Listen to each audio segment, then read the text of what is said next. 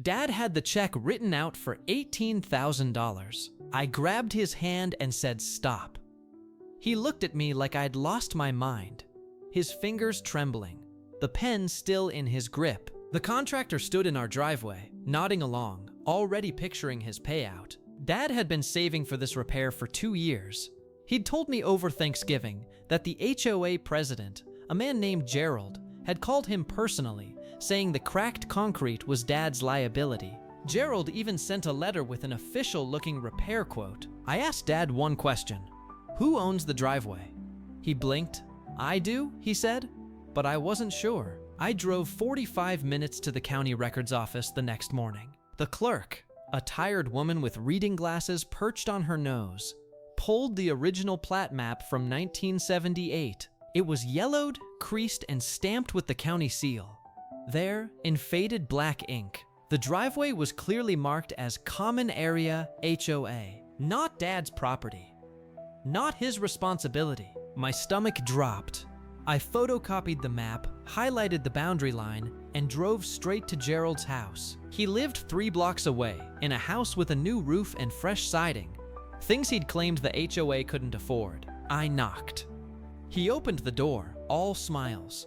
I held up the plat map. His face went pale. Over the next 3 days, I dug deeper. I called the county auditor, the HOA's former treasurer, and 3 other elderly homeowners on Dad's street. Each one had paid Gerald for repairs they didn't own. A fence, a retaining wall, a shared drainage pipe. The total came to over $90,000 over 9 years. Gerald had been billing them for common area maintenance and pocketing the cash. I found a pattern.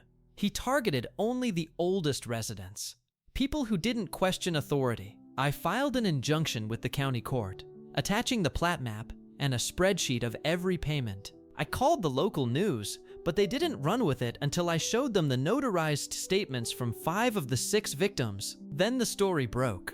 At the next HOA board meeting, I stood in front of 40 neighbors and read the evidence aloud. Gerald sat in the back, arms crossed, sweating. When I projected the plat map onto the wall, someone gasped. The board president asked Gerald if it was true. He didn't answer. He just stood, walked out, and never came back to another meeting. The board voted to reimburse all 6 homeowners within 60 days. Dad got his $18,000 back. Gerald moved out of state a month later, but the county opened an investigation. I helped Dad plant marigolds along the driveway that spring. He knelt in the dirt, patted the ground, and said, "I should have known." I told him he wasn't supposed to know. That's why people like Gerald exist. But he looked at me, and for a moment, I saw the man who taught me to question everything. That day, I learned that the most dangerous thing you can give a bully is a paper trail and a patient